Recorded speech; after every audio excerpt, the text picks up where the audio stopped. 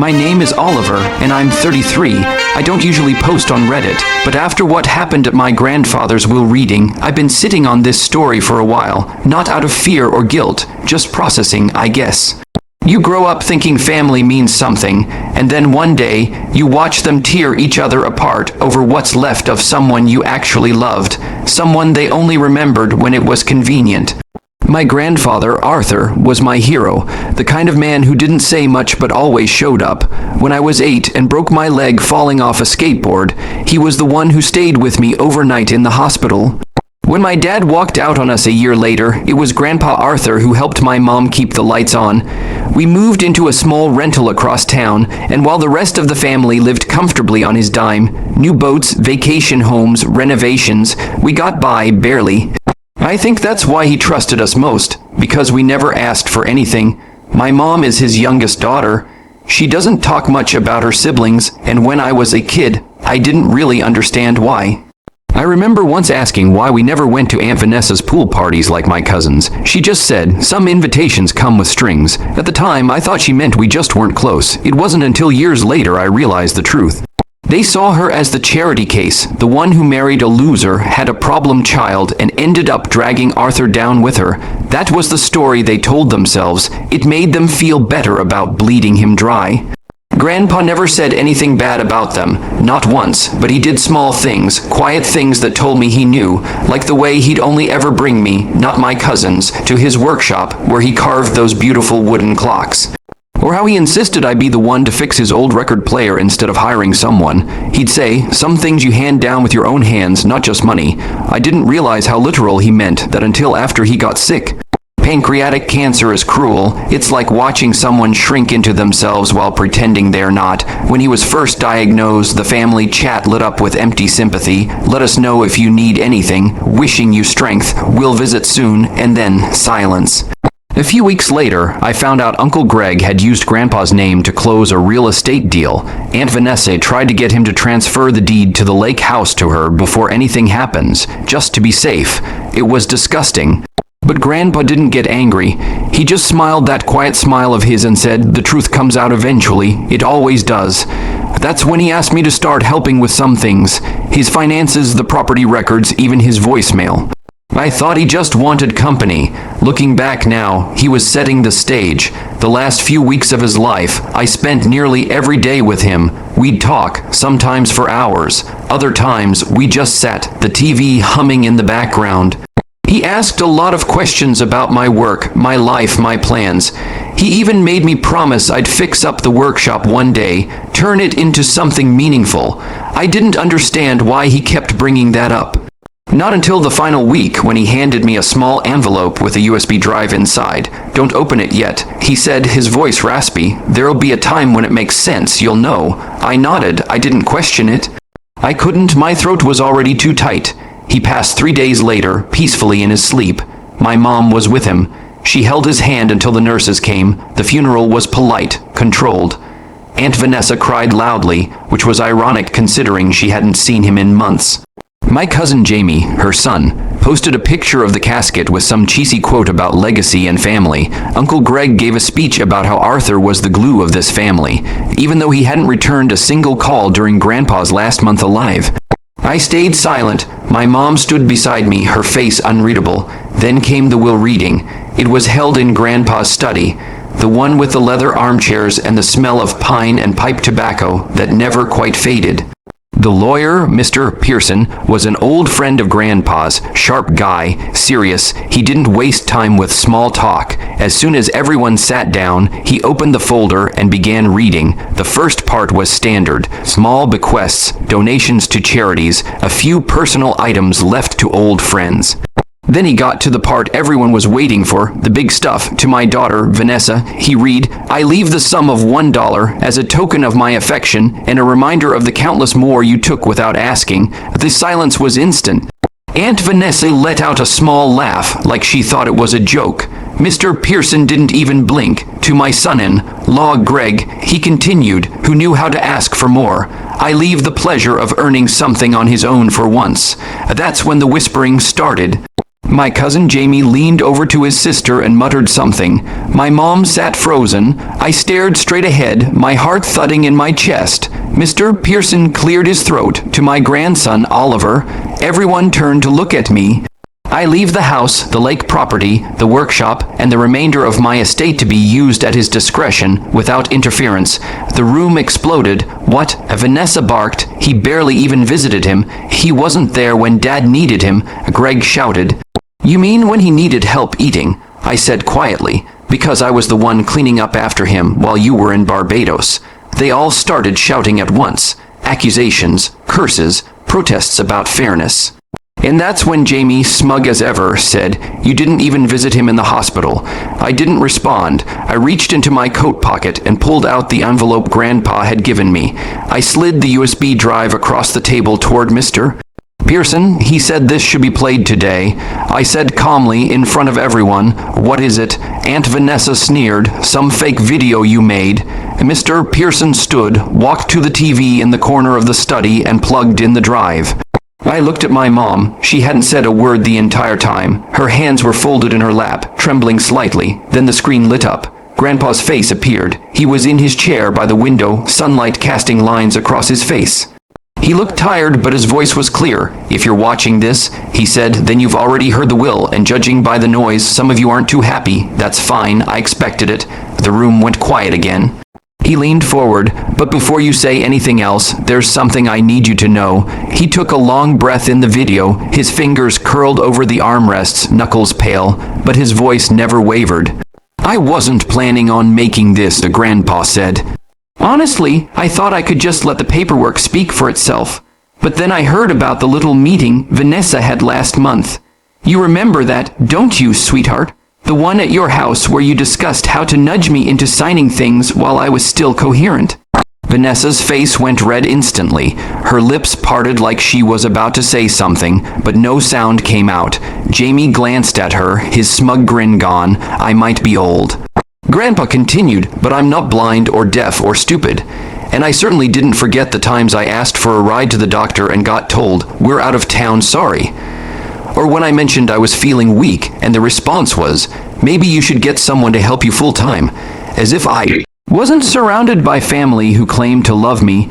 Aunt Vanessa finally found her voice. This is edited. This is fake.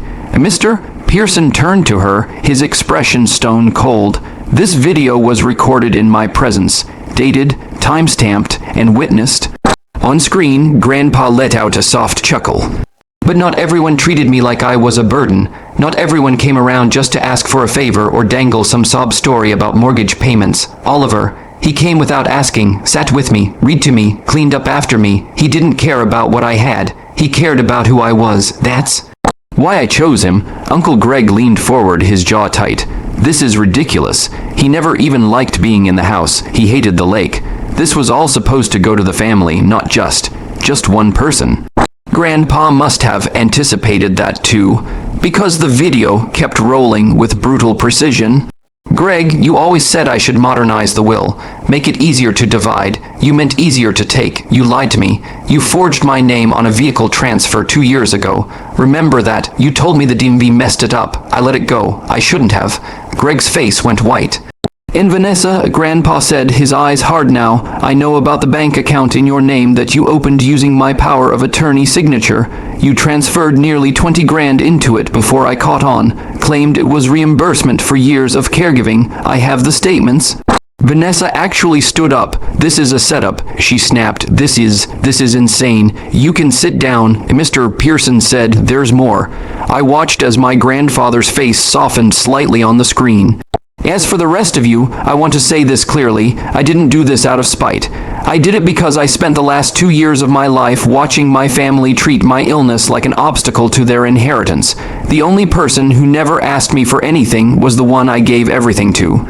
Then he turned his head and looked directly into the camera. Oliver, if they fight this, play them the second video. The screen went black. There was a long dead silence. No one moved. My hands were flat on my thighs, damp with sweat.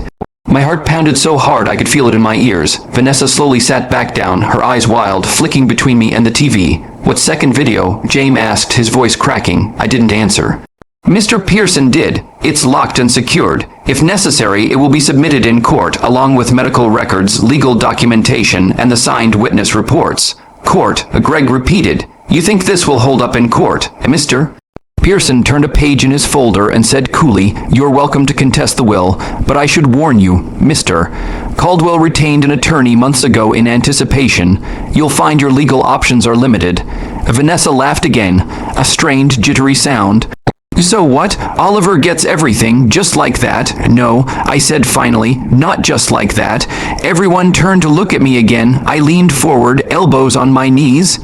I didn't ask for any of this, but Grandpa made his choice, and you know what? I spent months wondering why, wondering if I even deserved it, watching him fade and being unable to do anything. That haunts me, and while you were out throwing parties and buying vacation homes with his money, I was sitting beside his hospital bed, holding a straw to his lips so he could sip water. So yeah, maybe I didn't visit him in the hospital the way you think I should have, because I lived in it. James stood up, face flushed. "You're just a loser with a hero complex. Better than a leech with a trust fund addiction." I said, standing too. "You never cared about him. You just cared about what he could give you." And no one spoke after that. The lawyer quietly gathered his papers. My mom still hadn't moved, just sat there, quietly holding her hands together, watching everything unravel. I turned to her. "You okay?" She nodded slowly. "I just didn't think he'd actually do it. I knew he talked about it, but he meant every word." I said. Mr. Pearson looked up. "We're done here for today. I'll be sending the formal documentation to each party, and I suggest strongly that no one attempt to contact Mr. Caldwell, unless you plan to do so with respect." They all glared at me as I walked to the door. I reached for the knob, then paused and looked back over my shoulder. "Oh," I said, "and about that second video, I haven't watched it yet, but I've got a feeling it's even worse for you than the first one." I walked out.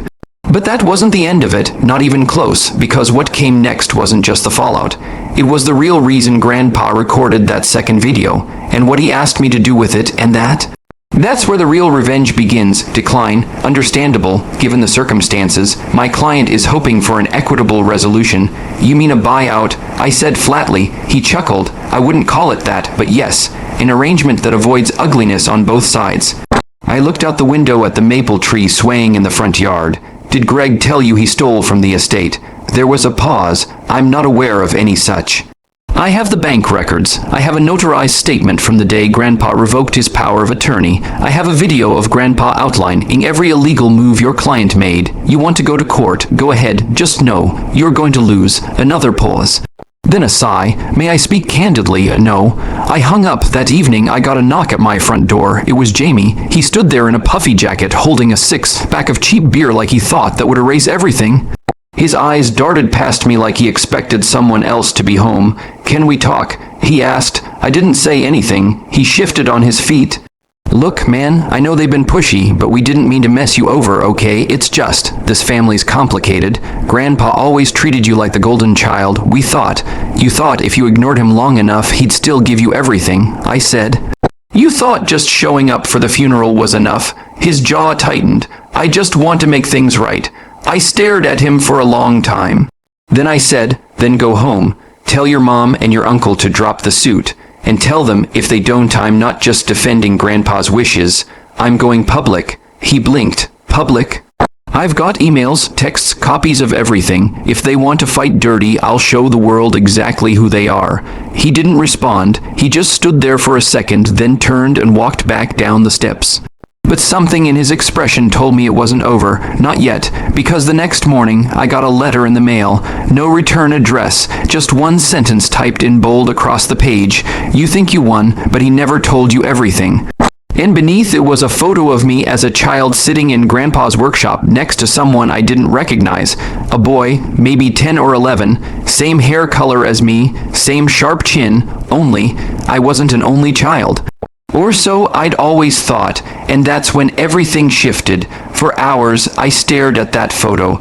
It was faded and curling at the corners, printed on old glossy paper, but it was real. I was there, probably no older than 7, sitting cross-legged on the workshop floor, clutching one of Grandpa's handmade wooden clocks with both hands. And next to me was a boy, same age. His face was turned slightly toward the camera, but even with the blur, the resemblance was uncanny.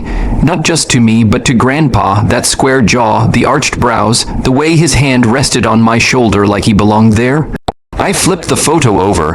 One thing was written on the back in Grandpa's careful cursive: Oliver and Simon, summer '99. Simon, the name meant nothing to me, no childhood friend, no distant cousin. I'd never heard it before in my life. I pulled out every old family photo album I had. Nothing, not even a hint of another boy. I called my mom. She picked up on the second ring. "Hi, sweetheart, Mom." I said, barely holding the phone to my ear, "Did I have a cousin named Simon?" Silence. "Mom," her voice was soft, careful, "where did you hear that name? There was a photo of me and a boy in Grandpa's workshop. It says Oliver and Simon on the back." Another pause, a longer one, then finally she sighed. "I was wondering when that would come up. You knew about him." "I did," she said, "but it wasn't my place to tell you. He wasn't your cousin. He was your half-brother." I froze. "What?" "Your grandfather had a son long before you were born, before even I was. It was the early 70s. He was young, barely 20, got a woman pregnant. Her name was Lorraine. They weren't married, and her family didn't approve. They moved away before the baby was born. Your grandfather lost contact. Years later, he found out Lorraine had passed the boy. Simon was in foster care by then. Grandpa tracked him down when Simon was maybe 8, started visiting, helping quietly. He didn't tell the rest of the family. I leaned back in my chair, heart racing. Why didn't he ever tell me? He was ashamed, she said. Not of Simon, never of him, but of how much he'd missed. He didn't want to burden either of you. And then, when you were born, he saw something in you. You reminded him of Simon, so he started bringing you two together. Just quietly, just as friends. You were too young to remember. So what happened to him? Her voice broke slightly. He passed away in 2002. There was an accident, car crash on the interstate. He was 14. I felt like the air had been sucked out of the room. He passed away, I whispered. And Grandpa never talked about him again. He never stopped mourning him. She said he kept a photo of Simon in his wallet until the day he passed. That boy. He was part of why Grandpa got so involved in your life. He couldn't save Simon, but he could love you. I sat there, letting it all settle in. I thought I knew everything there was to know about Grandpa, but the more I uncovered, the more I realized he had layers even we never saw: regret, grief, secrets he carried like stones. Later that day, I went back into the study and opened the safe again. I didn't know what I was looking for, just that something else had to be there. And at the very bottom, beneath all the legal documents and titles, I found a sealed envelope. My name was on the front. I opened it. Inside was a letter. *** Oliver, if you're reading this, then everything else has already happened. The will, the videos, the outrage. I'm sorry you had to be the one to clean up my mess, but I trust you more than anyone. That trust was earned, not inherited. There's something I didn't include in the videos, not because I wanted to keep it from you, but because I wanted you to know it when you were ready. You had a brother once. His name was Simon. He was my son. I failed him, not in the end, but in the beginning. I wasn't there when he needed me most. I let shame and fear dictate my decisions. By the time I found him again, he was already worn down by a system that doesn't love its children. But you brought joy into his life. You don't remember, but he used to talk about you like you were the son. When's Ollie coming back? Can I show Ollie my drawing? You saved something in him, even if it was just... For a while after he passed away, I shut down. I let the family circle tighter and tighter around my money, hoping it would distract them. It did, but it also made me see how empty that circle had become. So when I got sick, I started putting things in place, not just to protect what I had, but... Protect you because you're the best of me, and the best of him. Don't let them guilt you. Don't let them twist this. You didn't take anything from them. You just got back what they thought was already theirs. Love always, Grandpa. ***, I cried when I read that.